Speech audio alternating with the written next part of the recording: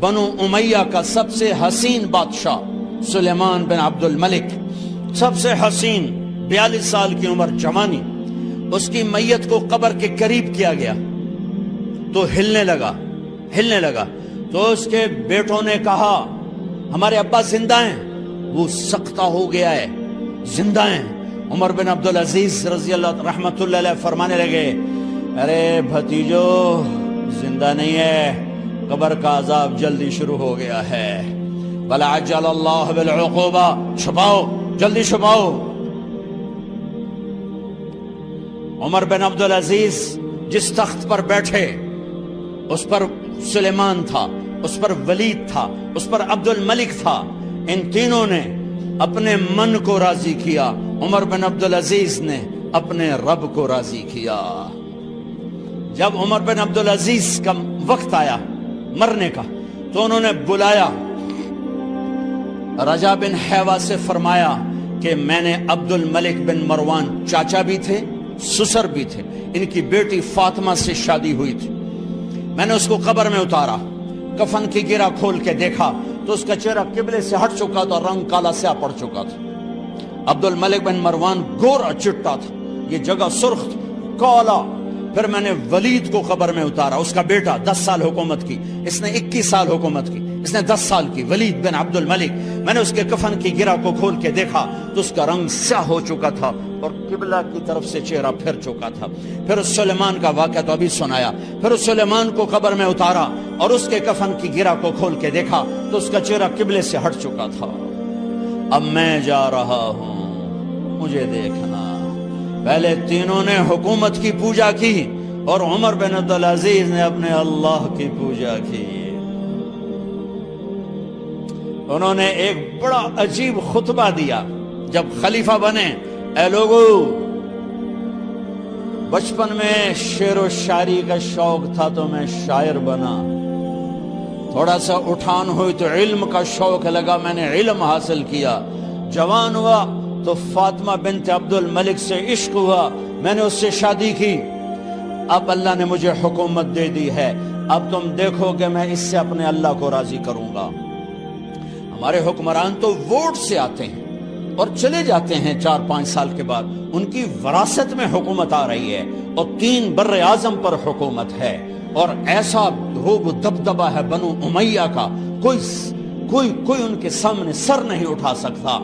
3 بر اعظم میں زکوٰۃ لینے والا کوئی نہ بچا، 3 بر اعظم میں سوال کرنے والا کوئی نہ بچا، 3 بر اعظم میں ظالم کوئی نہ بچا، 3 بر اعظم میں مظلوم کوئی نہ بچا۔ لیکن خود کیسا رہا؟ گھر آئے، فاطمہ بڑے اچھے دن گزرے ہیں، اب امتحان ہے، میں تیرا حق نہیں ادا کر سکوں گا، طلاق لینی ہے میں حاضر ہوں، ساتھ دینا ہے تو میرے اپنے حق معاف کرو، اپنے حق معاف کرو۔ فاطمہ جیسی عورت انسانی تاریخ میں کوئی نہیں آئی، سیاسی لحاظ سے، سیاسی۔ دادا مروان بادشاہ، باپ عبد الملک بادشاہ، بھائی ولید بادشاہ، دوسرا بھائی سلیمان بادشاہ، تیسرا بھائی ہشام بادشاہ، چوتھا بھائی بادشاہ اور اپنا خامن بادشاہ، 7 نسبتوں سے یہ عورت شہزادی ہے۔ کائنات انسانی تاریخ میں اتنی بڑی عورت کوئی نہیں آئی، سیاسی۔ فاطمہ کہنے لگیں عمر، میں نے سکھ کے دن تیرے ساتھ گزارے ہیں، دکھ میں تجھے چھوڑ کے نہیں جاؤں گی، جو میں نے اپنے سارے حق معاف کیے۔ پھر حضرت عمر بن عبدالعزیز کی راتیں اور دن کیسے گزرے؟ مصلے پہ بیٹھتے اور روتے وہیں سو جاتے اور روتے وہیں سے اٹھتے، پر 3 بر اعظم میں ظالم کوئی نہ بچا، مظلوم کوئی نہ بچا، زکوٰۃ لینے والا کوئی نہ بچا، اپنی حکومت کو اللہ کی رضا کے لیے استعمال کیا۔ کیسے استعمال کیا؟ سارے مال فاطمہ کا سارا زیور بیت المال میں ڈال دیا،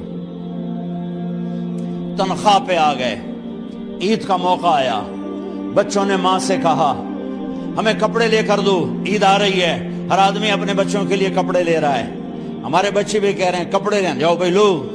فاطمہ کے پاس عمر 3 بر اعظم کے بادشاہ کے بچے آ رہے ہیں، ماں جی عید آ رہی، کپڑے تو لے دیں، ابا سے کہیں کہ ابا سے بات کرتی ہوں۔ ابا تشریف لائے، خزانے لبالب بھرے ہوئے ہیں گندم کے ڈھیر کی طرح، کہ امیر المومنین بچے کپڑے مانگ رہے ہیں۔ فاطمہ میرے پاس تو پیسے نہیں، میں کہاں سے کپڑے لے کر دوں، میرے پاس تو پیسے کوئی نہیں۔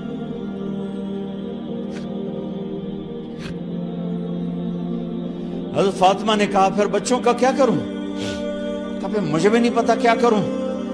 اس کے پہلے 3 حکمرانوں نے لوٹ مار کے بازار گرم کیے، ظلم و ستم کے پہاڑ توڑے، اور آج اسی خزانے پہ ایک شخص بیٹھا ہے جو اللہ کو راضی کرنے کے جھنڈے گاڑ رہا ہے۔ تو فاطمہ نے کہا آپ ایسا کریں، اگلے مہینے کی تنخواہ ایڈوانس لے لیں، اس سے میں اپنے بچوں کو کپڑے لے دیتی ہوں، اور گھر کا خرچہ میں مزدوری کر کے گھر کی روٹی چلا دوں گی۔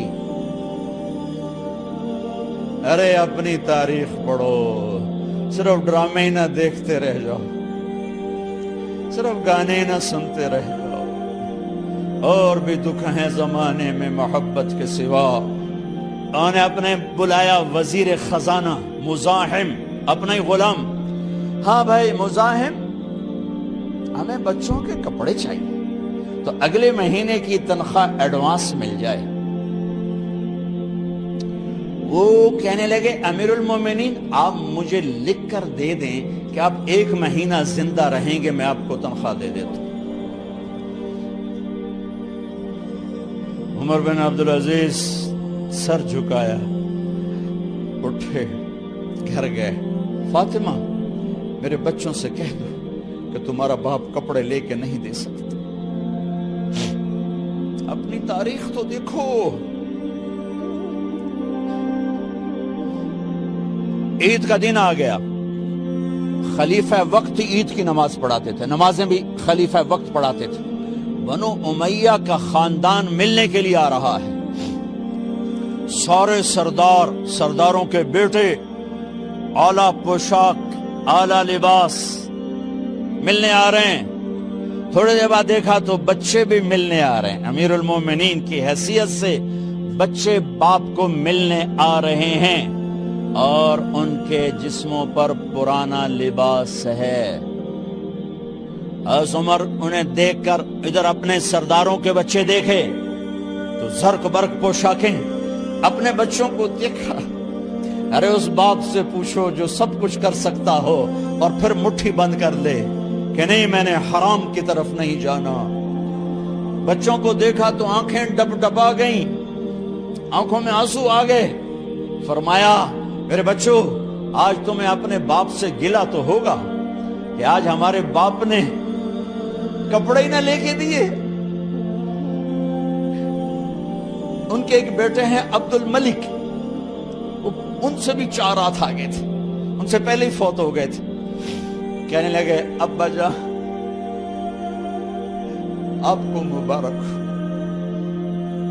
آج ہمارا سر بلند ہے، ہم شرمندہ نہیں ہیں، آپ کو مبارک ہو، آپ نے قومی خزانے میں بددیانتی نہیں کی ہے، ہم شرمندہ نہیں ہیں، انسانوں کو کپڑوں پہ نہیں تولا جاتا۔ آج کا میرا دیس کا مالدار اتنا فقیر ہو گیا ہے، اتنا چھوٹا ہو گیا ہے کہ وہ اپنا تعارف کروانے کے لیے 50 لاکھ کی گھڑی لیتا ہے، 6 لاکھ کا جوتا لیتا ہے۔ آج کی بیگم اتنی چھوٹی ہو گئی ہے کہ اپنے قد کو بڑا کرنے کے لیے وہ 10 لاکھ کا ہینڈ بیگ لیتی ہے کہ دیکھو میرا بیگ 10 لاکھ کا ہے۔ ارے میری بہن تو 10 ٹکے کی بھی نہیں رہی اگر تو نے بیگ سے اپنے آپ کو بڑا بنایا۔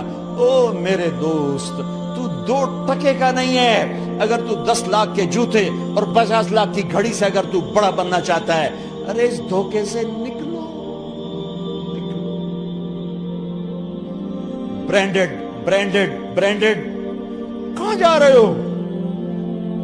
جب تم اپنی ذات میں بے قیمت ہو تو رب ذوالجلال کی قسم تمہاری گھڑیاں، تمہارے بیگ، تمہاری گاڑیاں، تمہارے بنگلے تمہاری عزت کو بڑھا نہیں سکتے۔ ابا جان آج ہم خوشی سے بلند ہیں کہ ہمارے باپ نے بددیانتی نہیں کی۔ گھر میں تشریف لائے، کہنے لگے فاطمہ کچھ پیسے ہیں، میرا انگور کھانے کو جی چاہ رہا۔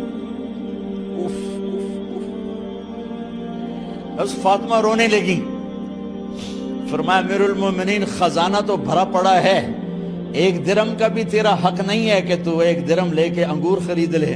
تو تڑپ اٹھے، فاطمہ میں جہنم نہیں برداشت کر سکتا۔ او میرے بھائیو، جو دن رات سود میں پھنس چکے ہو، جو دن رات جوے شراب میں پھنس چکے ہو، کیسے اللہ کے سامنے سرخرو ہو کر کھڑے ہو گے؟ ایک رات گھر میں تشریف لائے، بچیاں بیٹیاں، منہ پہ ہاتھ، کپڑا رکھو، دوپٹہ رکھو منہ پہ، اور بات کریں۔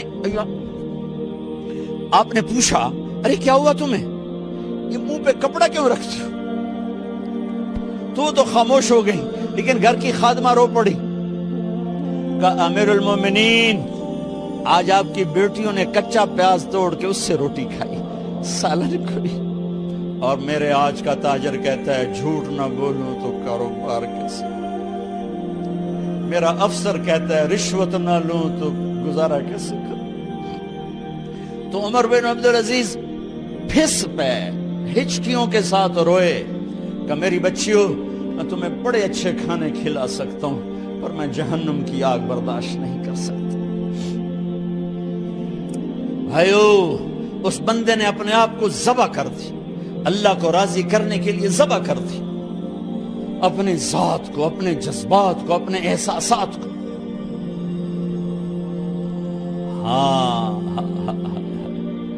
اب اللہ نے صلہ کیا دیا، جب انتقال ہوا ہونے لگا تو بلایا رجا کو، جو میں بات پہلے چھوڑ کے ادھر ان کی تھوڑی سیرت بتائی کہ رجا اب میں مرنے لگا ہوں۔ عبد الملک کالا ہو گیا تھا، ولید کالا ہو گیا تھا، سلیمان کالا ہو گیا تھا۔ یہ کیوں کالے ہوئے تھے؟ یہ بے نمازی نہیں تھے، بدکاری نہیں کرتے تھے، کسی کی طرف ان کی میلی آنکھ نہیں اٹھی کبھی۔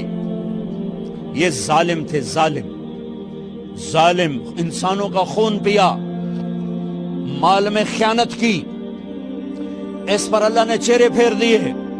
آج عمر بن عبدالعزیز جا رہا ہے کہ دیکھو میں جا رہا ہوں، مجھے دیکھو میرے ساتھ کیا ہوتا ہے۔ ان کا انتقال ہوا، ان کی میت قبر کے کنارے رکھی گئی، اور اب نیچے اتارنا ہے۔ سلیمان کی میت کو اتارنے لگے تو ہلنے لگا، اور عذاب قبر پہلے شروع ہو گیا۔ عمر کی میت کو جب قبر کے قریب کیا گیا، ایسے ہوا کا جھونکا آیا، ایک پرچہ ایسے لہراتا ہوا یوں آیا، یوں آیا، یوں آیا، اور عمر کے سینے پر گر گیا۔ لوگ کٹھے ہو گئے، پرچے کو کھول کے دیکھا گیا تو اس پہ لکھا تھا بسم اللہ الرحمن الرحیم، براءۃ من اللہ لعمر ابن عبد العزیز من النار۔ یہ پروانہ ہے اللہ کی طرف سے اس کے بندے عمر کے لیے کہ اسے جہنم سے نجات کی خوشخبری سنا دی جائے۔ آہا، مرنا ہو تو یوں مرو، اللہ ایسی موت دے دے۔ کہتے ہیں پھر میں نے ان کو قبر میں اتارا، جب قبر میں اتارا تو کیا دیکھا؟ میں نے کفن کی گرہ کھولی تو چہرہ قبلے کی طرف، اور یوں لگا جیسے 14ویں رات کا چاند قبر میں اتر آیا ہو۔ اور آخری بات کرتا ہوں، میرے بھائیوں بہنوں، اپنے اللہ سے صلح کر لو، اپنے اللہ سے صلح کر لو۔